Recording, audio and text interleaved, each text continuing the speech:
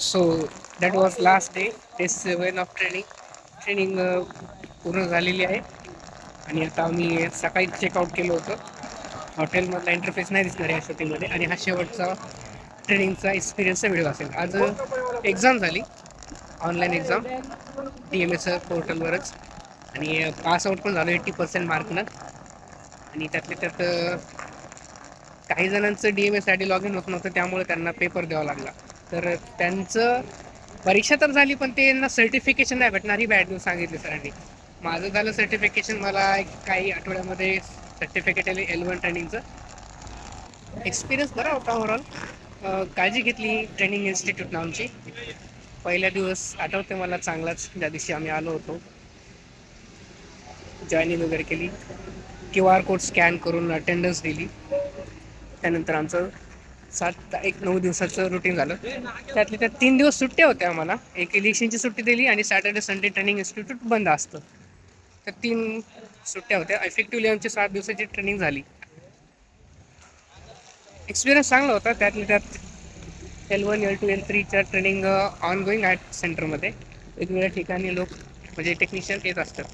महत्त्वाची गोष्ट जी मी कधी शेअर नाही केली आणि करावीशी वाटली नाही, पण सांगतो की जेवणाची फार चांगली सोय होती. त्यामध्ये व्हेज नॉनव्हेज दोन्ही पण इन्क्लूड होते. आधी आम्हाला विचारलं गेलं की उद्या नॉनव्हेज असणार आहे, तर तुम्हाला येस आहे की नो, म्हणजे तुम्ही नॉनव्हेज खाणार की नाही.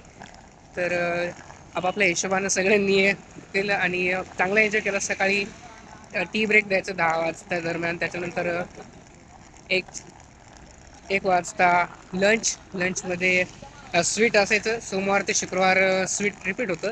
कधी बुंदीचा लाडू, कधी गुलाबजामुन, त्याच्यानंतर दुसऱ्या दिवशी खीर, नंतर लाडू, असं मला एक ना एक नवीन नवीन स्वीट होतं रोजच्या रोज. जेवणाची चांगली सोय. त्यानंतर 3-3:30च्या दरम्यान आम्हाला संध्याकाळचा नाश्ता म्हणून टी ब्रेक. आणि त्या टी ब्रेकमध्ये स्नॅक्स टाईम. कधी समोसा, कधी वडापाव, कधी भेळ आणि चायनीज पण होतं आम्हाला खाण्यासाठी.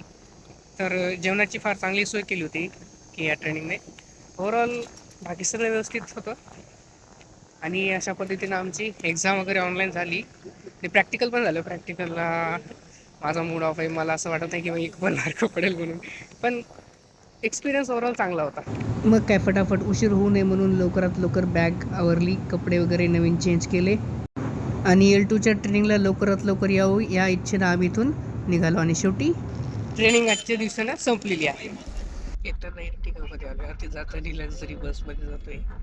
एकदम लास्ट केबिन भेटली एमर्जन्सीमध्ये. शेवटची संध्याकाळ असेल पुण्यामध्ये. ट्रॅफिक असो किंवा धावपळ असो,